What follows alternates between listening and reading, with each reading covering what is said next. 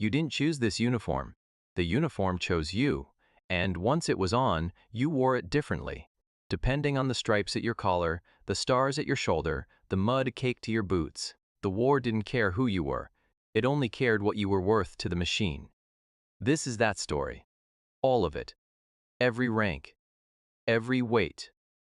You are 17 when they hand you the rifle. Before that, you are just a boy from a small town in Bavaria where the winters are long and the work is harder than it looks. Your father came home from the last war with one hand and a silence that filled every room he entered.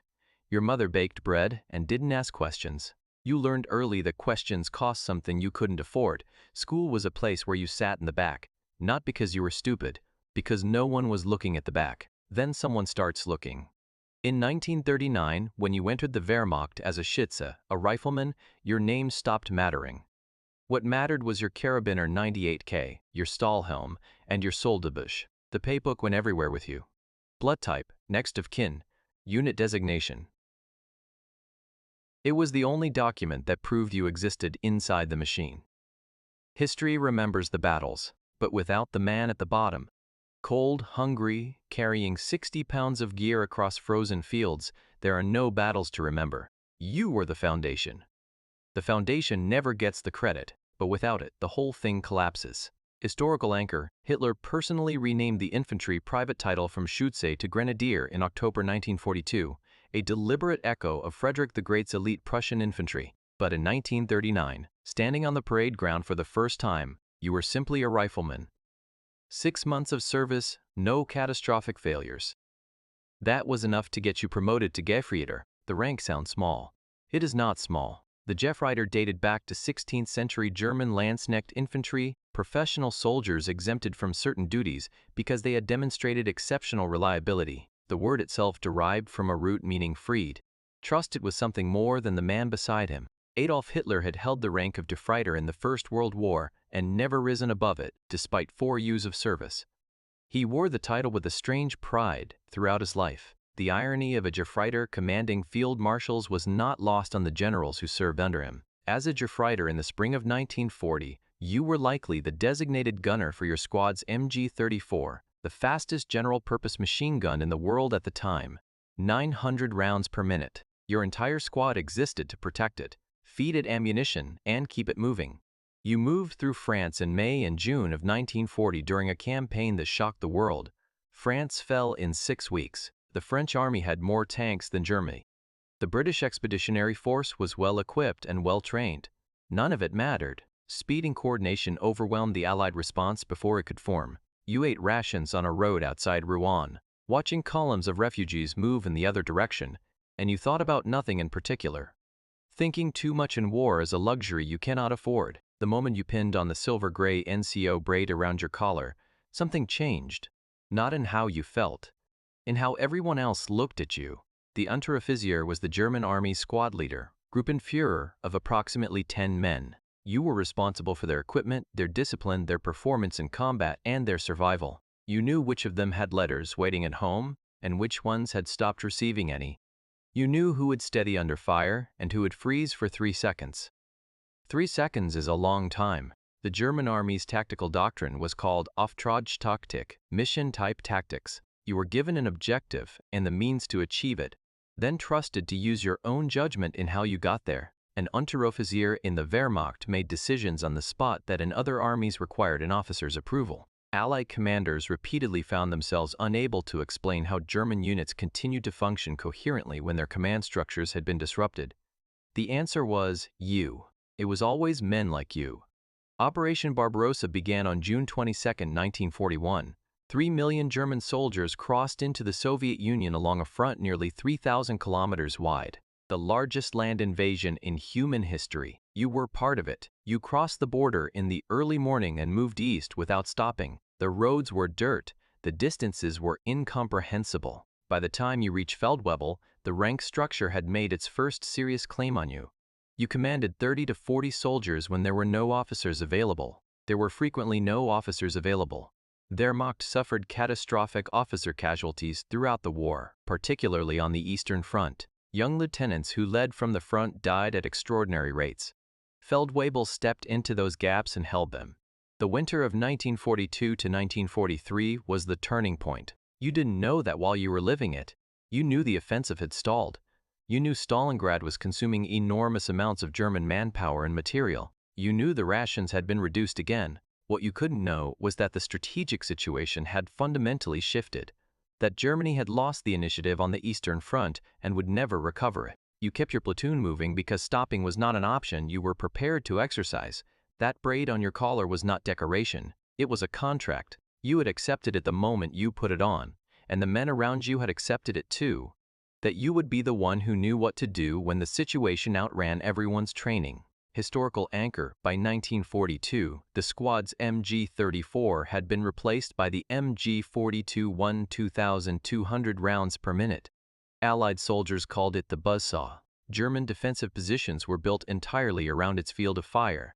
The officer's commission changed everything, not the authority. You'd had functional authority as an NCO. What changed was the weight. The German army expected its junior officers to lead from the front. Literally. First through the breach, first over the ridge, the man your soldiers could see when the situation was worst. This produced extraordinarily high officer casualties on the Eastern Front, and also an NCO corps trained to function without officers, which is exactly why Auftragtaktik worked. By 1944, the Red Army pushing westward was not the shattered force of 1941. It was experienced, well supplied through American Lend-Lease, and driven by 3 years of devastating losses on its own soil. It had learned from every engagement with the Wehrmacht. It targeted officers specifically because it had learned what losing the lieutenant at the front of the advance did to the men behind him.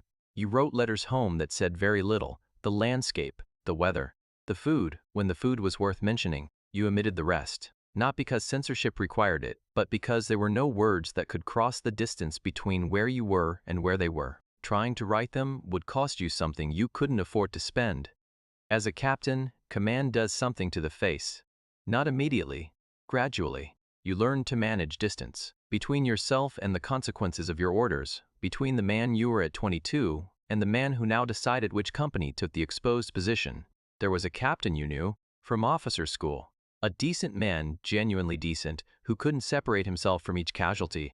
He broke by 1943, quietly. The way careful things break, from the inside, you observed this and adjusted accordingly. What you did not observe was what that adjustment cost you. The adjustment was the cost. You wouldn't understand this until after. Your regiment, 3 battalions, support elements. On paper, roughly 3,000 men. In reality, 1,500 on a good day, and far fewer when the reports came in honest. By 1944, German officers at your level were navigating a tension that had no clean resolution.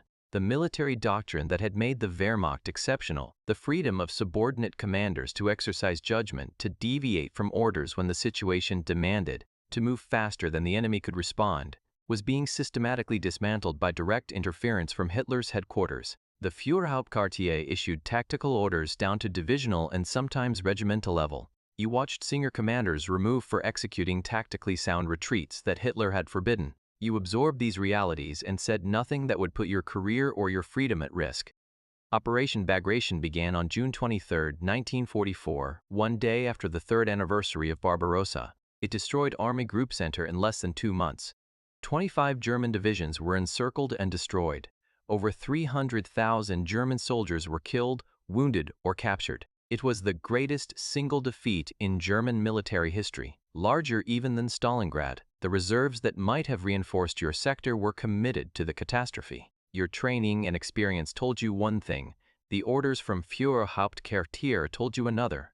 The men dying at the front were paying the price of the gap between them. You sent your assessments upward. You received orders that ignored them. You executed those orders as professionally as the situation permitted. You kept meticulous records because you understood in some part of yourself that you kept very quiet, that there would be a reckoning eventually, and that the records would matter. Every Generalfeldmarschall received a ceremonial baton, heavy, ornate, red velvet with gold fittings, bearing the Wehrmacht eagle, presented personally, usually by Hitler himself, the physical embodiment of the highest military rank in Germany. Hitler promoted 25 officers to Generalfeldmarschall across the Heer and Luftwaffe during the war. The Kaiser in the entire First World War had promoted 5. The relative abundance of the rank reflected both the scale of the conflict and Hitler's use of promotion as a tool of political management, rewarding loyalty, motivating continued service, engineering impossible expectations.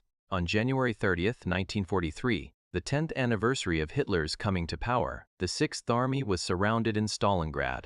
The last airstrip had fallen 5 days earlier. 18,000 wounded men could not be evacuated. The army was without ammunition, without food. On that day, Hitler promoted Friedrich Paulus to Generalfeldmarschall via field radio. The implicit message was unmistakable. No German field marshal had ever been captured alive. Paulus surrendered the following day. He reportedly stated he had no intention of shooting himself for a Bavarian corporal, Erich von Manstein, whose Ardennes thrust had delivered the fall of France in 1940, and whose fighting withdrawals in the East in 1944 and 1944 were studied after the war by every major military in the world, was dismissed by Hitler in March 1944. The reason was not incompetence. It was that Hitler could no longer emotionally tolerate professionally necessary retreats. Manstein had been right about almost everything. He had been overruled on almost everything. The last Generalfeldmarschall appointed in German history was Robert Ritter von Greim, promoted on April 25, 1945, 5 days before Hitler's suicide, in a ceremony conducted in the ruins of Berlin. Everything, because it represented the pinnacle of a military tradition stretching back through Prussia to the wars of Frederick the Great, 2 centuries of professional soldiering that had